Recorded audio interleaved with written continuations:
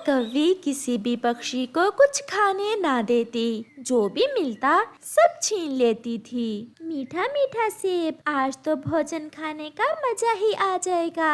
हम घर जाकर इस सेब को बांट कर खाएंगे। मेरा कुकू तो ये सेब देखकर खुश हो जाएगा। फिर गौरी कौवी वहाँ आ जाती है। कौन खुश हो जाएगा? ऐसे खुश होने की कोई जरूरत नहीं है। ये सेब थोड़ी देर पहले मैं यहाँ रखकर पानी पीने गई थी। भागो यहाँ से। ऐसे कैसे भाग जाएं? पहले हमने इस सेब को देखा है। क्या लड़ना है गौरी से? चिड़िया, तुम तो सियानी हो, समझाओ इस गंदी आंखों वाले कबूतर को। अगर गौरी को गुस्सा आ गया तो इसे भी खा जाऊंगी मैं इस सेब के साथ साथ। कबूतर भैया, ऐसे बात बढ़ाने का क्या फायदा? चलो हम कहीं और से जाकर अपना भोजन ढूंढ लेंगे। गौरी आराम से वो सेब उठाती है और भाग जाती है। चिड़िया बहन, मैं तुम्हारी वजह से चुप रहा, नहीं तो मैंने चीर कर रख देना था इस गौरी की बच्ची को। आज क्या लाई है मेरी पत्नी जी मेरे लिए? चिड़िया और कबूतर से सेब छीन कर लाई हूँ।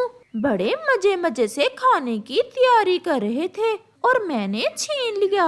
मैं तो बहुत भाग्यशाली हूँ जो मुझे तुम जैसी पत्नी मिली है। मुझे दूसरे पक्षियों से भोजन छीन कर ला देती है। कालू जी, हमेशा तुम मेरा लाया हुआ भोजन खाते हो। अगर कभी मैं किसी मुश्किल में फंस गई तो मेरी मदद भी करना।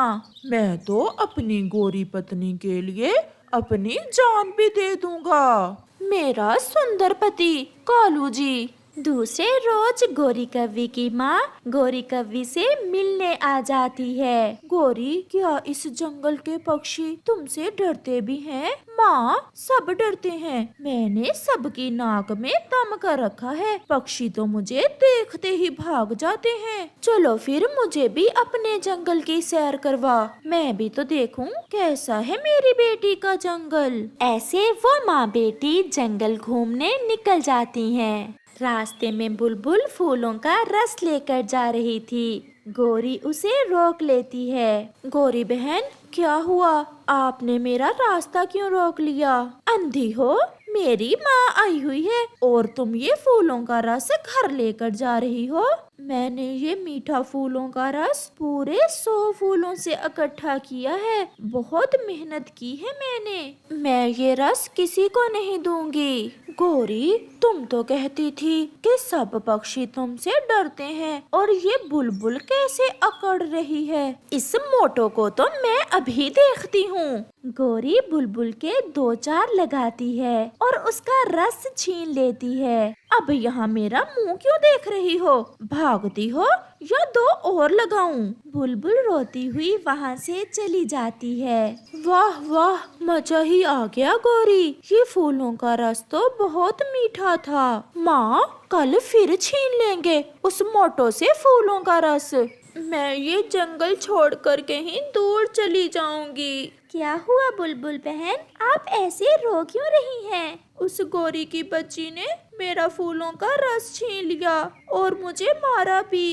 कल हमारा सेब छीन लिया था और एक दिन मेरी देसी घी की चूरी छीन कर खा गई थी। आज तो उसकी माँ भी साथ थी। मैंने सोचा कि वो बूढ़ी गौरी को समझाएगी, मगर वो तो गौरी से भी बड़ी शैतान है।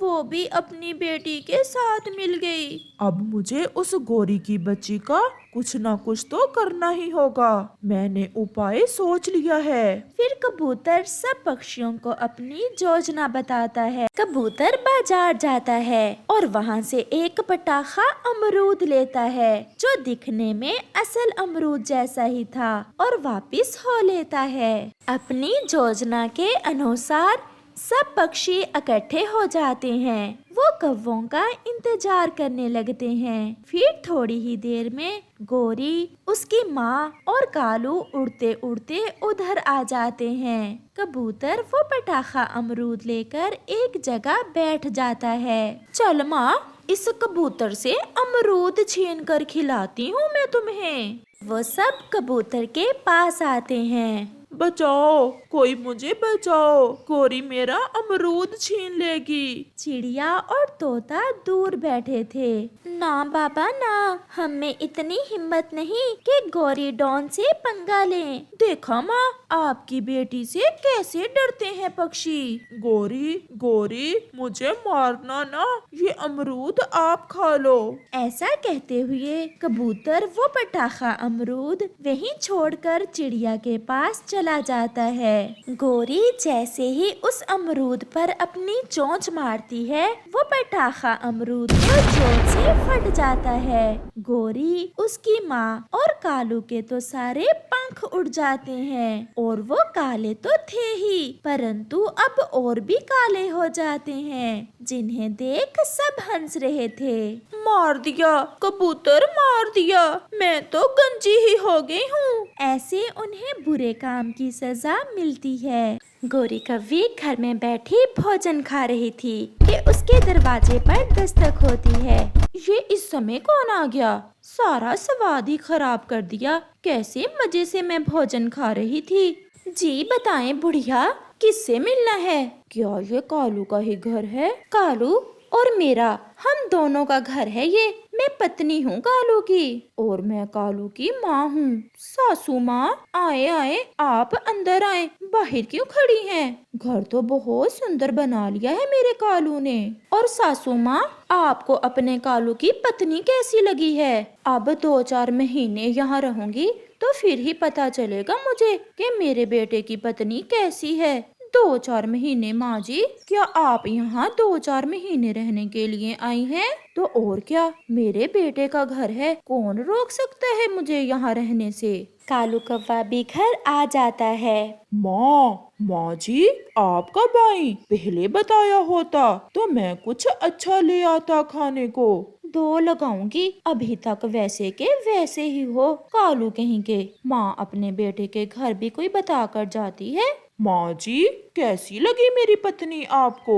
मैं तो ये देखने आई थी कि मेरे कालू के कोई पोता भी हुआ है या अभी तक नहीं। नहीं नहीं माँ जी, हमें अभी बच्चा नहीं चाहिए। अभी मेरी उम्र ही क्या है, अभी तो मेरे अपने खेलने के दिन है। मैं बच्चों को नहीं संभाल सकती। चुप कर जा बहू, फिर ऐसी बात की तो अभी के अभी अपने बेटे से कहकर तुम्हें घर से निकलवा दूंगी। मैं तो अपने पोते को देखने आई थी। अगर तुमने मुझे पोता ना दिया तो मैं अपने कालू की दूसरी शादी कर दूंगी। सासू माँ, क्या आप मेरे घर में लड़ाई डालने आई हैं? गोरी, तमीज से बात करो, ये मेरी माँ है। मैं कौन सा कोई बदतमीजी कर रही हूँ? सासू माँ जब से आई है पोते पोते की रट लगा रखी है। आप खुद ही बता दे माँ जी को, मैं बच्चा पैदा करके अपना फिगर खराब नहीं करना चाहती। मैं कौन सा बूढ़ी हो गई हूँ, कर लूंगी बच्चे भी पैदा। अगर कुछ दिनों तक तुम्हारे अंडा ना हुआ तो मैं भी माँ हूँ कालू की, देखूंगी कि तुम यहाँ कैसे रहती हो। दूसरे रोज गोरी कव्वी उदास नदी पर बैठी हुई थी कि वहाँ उसकी सहेली कोमल आ जाती है। सहेली, कैसे उदास बैठी हुई हो? क्या बताऊं कोमल, मेरी सास आई हुई है और आते ही पोता मांग रही है। तुम तो जानती हो मैं अभी अंडा नहीं देना चाहती। ये सास न जाने कहां से आ गई। सहेली, तो इसमें रोने वाली क्या बात है? मैं अभी अपनी सहेली को किसी का अंडा चुरा कर ला देती हूँ और तुम अपनी सासू माँ से कहना ये अंडा तुमने दिया है। ऐसे तुम्हारी सासू माँ भी खुश हो जाएगी और जब तुम्हारी सासू माँ जाएगी हम वो अंडा नदी में गिरा देंगे। कोमल, सहेली हो तो तुम जैसी, अब जल्दी से मुझे अंडा ला कर दो किसी पक्षी का चुरा कर। फिर गोरी कव्वी कोमल के साथ जाती है और उसकी सहेली उसे एक घोंसले से किसी पक्षी का अंडा चुरा कर ला देती है, जिसे गोरी छुपाकर अपने घर ले जाती है और अपने घोंसले में रख लेती है। उसकी सास सोई हुई थी। सासू माँ उठें, माँ जी देखें, मैंने अंडा दिया है। गोरी ऐसे नाटक करती है। देखा बहू, मेरे आते ही घर में खुशियाँ आ गई हैं। जब कालू घर आता है तो वो भी अंडा देखकर बहुत खुश होता है। अभी 3 दिन ही गुजरे थे कि गोरी रसोई में थी जब वो अंडा फूटता है और उसमें से एक छोटा तोते का बच्चा बाहर निकलता है। अरे बहू, जल्दी आओ, जल्दी आओ। देखो तो, तुम्हारे अंडे से तोते का बच्चा निकला है। गोरी तो ये देखकर डर जाती है। मैं सब समझ गई तुम्हारे नाटक। आ लेने दो मेरे बेटे को, अभी मजा चिखाती हूँ। कालू भी घर आ जाता है। माँ, ये क्या? हमारे अंडे से तोते का बच्चा कैसे निकल आया? चुप क्यों हो चातर बहू? अब बताओ अपने पति को ये सब कैसे हुआ।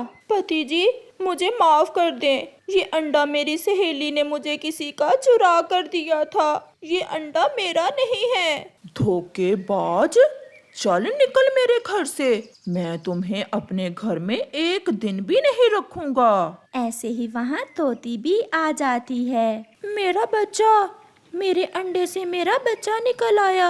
मुझे बुलबुल ने बताया कि तुम्हारी सहेली कोमल ने मेरा अंडा उठाकर तुम्हें दे दिया। गोरी, ऐसा क्यों किया तुमने? तोती बहन, आप अपना बच्चा ले जाएं। तोती अपना बच्चा ले जाती है। गोरी अपने पति और अपनी सास से अपने किए की फिर से माफी मांगती है। माँ जी, बस एक बार मुझे माफ कर दें। अब मुझे पता चल गया है कि पक्षियों की इज्जत अपने घर परिवार से ही होती है।